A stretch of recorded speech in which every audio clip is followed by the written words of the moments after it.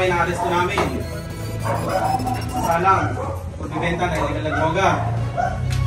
Ikaw ay may karapatan, manahimik at magsawalang ibo. Ano na nang sasabihin ay maaaring maging pabor sa'yo sa mga hukuman. Kung di na may kakayanan gumawa ng sarili mo, pagpagtanggol ay yung pinili. Kung wala kang kakayanan, hindi pagkakalood sa'yo ng gobyerno. Naiintindihan mo ba?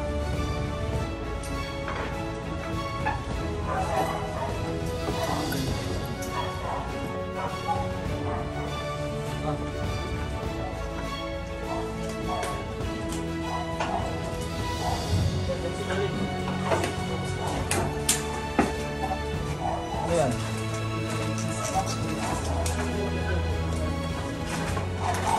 Positive yan. Positive.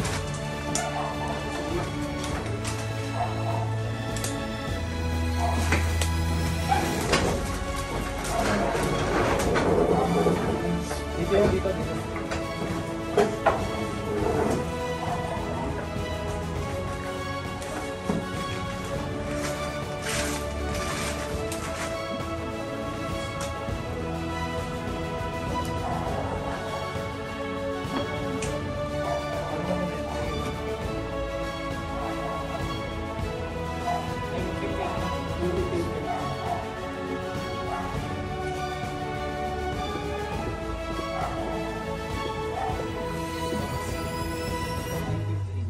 Intel-driven operation, no? Nakapag-transact tayo sa kanya ng 1 kilo.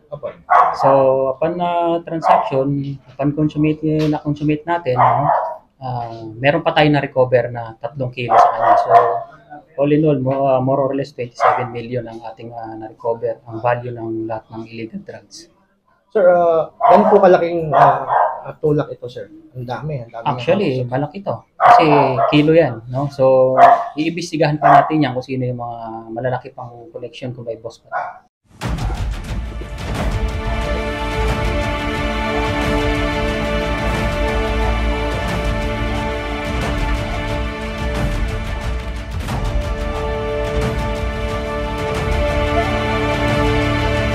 Once again, thank you for your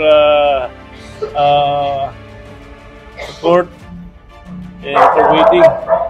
Now we have accomplishment once again. We arrested 1 male person in possession of 4 kilograms of suspected shabu with the street value of 27,200,000 pesos. Dito sa area ng Buhay na Tubig, Imus City, Cavite. Sir, possibly po saan po nila naangkat tsaka saan po nila dadalhin? Subject for investigation yan at titignan natin now kung may correlation to dun sa previous unit. Pero initially, when I view the confiscated item, iba yung packaging. At ang operation nito dito sa nearby cities din ng Imus up to Manila, Pasay, Parañaque, Las Piñas. Sir, sila po ba ay nagbebenta din or courier? Nagbebenta. Paano po yung mode of concealment nila? Kaliwaan sila nagbebenta sa mga nila, customer. Sir, pa-describe po nung nakita natin yung mga shabu, paano po yung packaging nila? Yung packaging nito the same dun sa na vacuum sealed.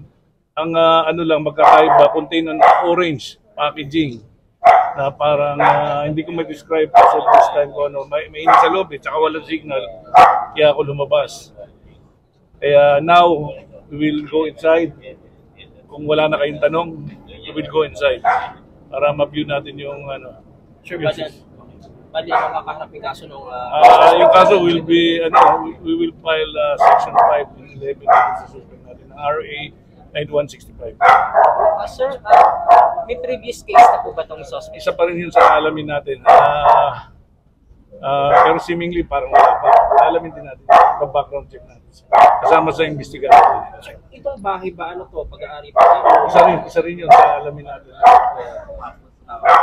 Yung ongoing investigation. STD connection, ownership of the house. Pag siyang may-ari niyan is isa subject natin sa anti-money laundering para for picture ng property.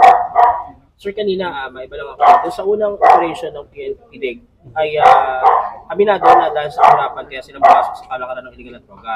Ngayon, sinasabi po nila itinatago lang daw po ang drugs sa kanila. Pero wala po silang statement kung sangkot sila sa pagbebenta o pagdidistribute. Sir, ano ba sasabi natin dito?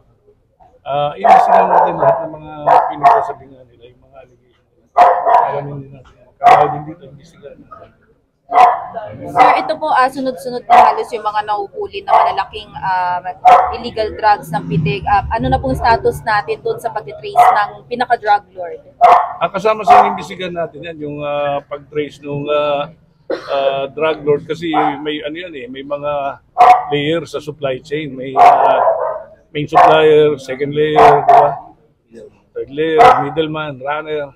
Inaalam natin yung custody participation nito mga na-arrest natin ngayon gabi. Pero estimated yun, sir, mga ilang percent na tayo?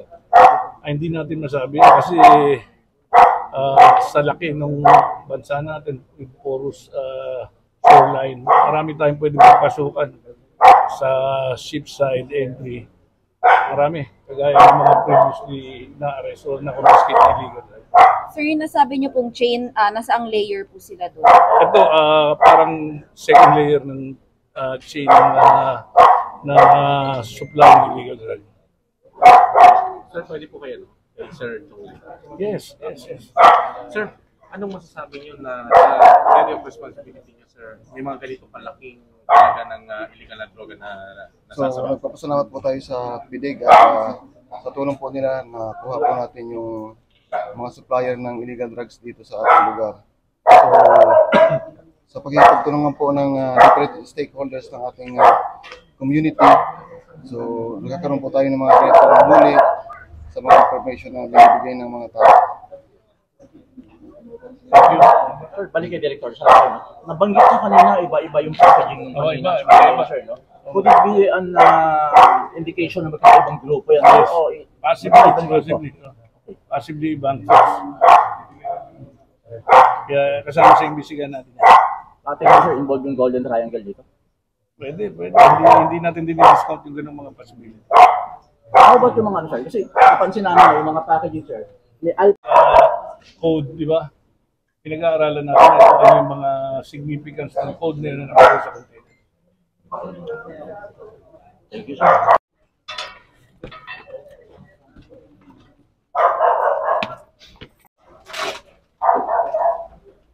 Ito naman ang packaging na ngayon. Chinese tea, orange packaging, unlike yung iba na previously na confiscate na green.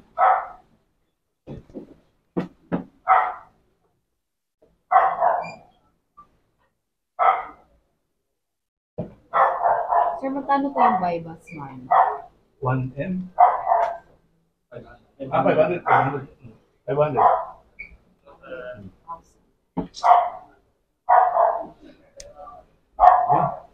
Siya ng pares ng markings. Oo.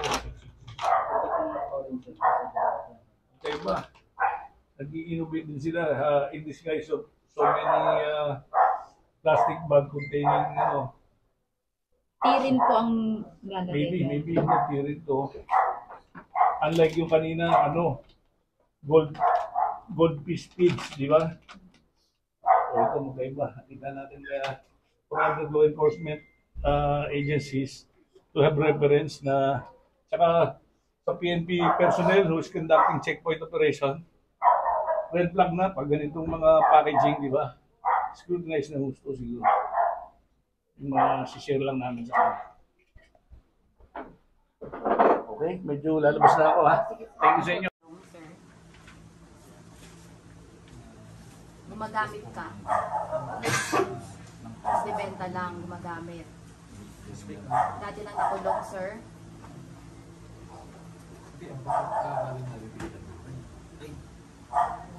Bakit may mga markings?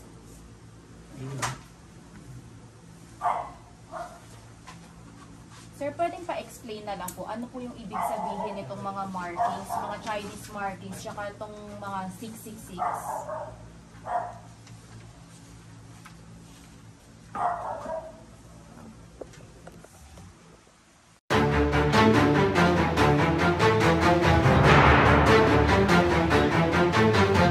sa mga would-be illegal drug peddlers, sir?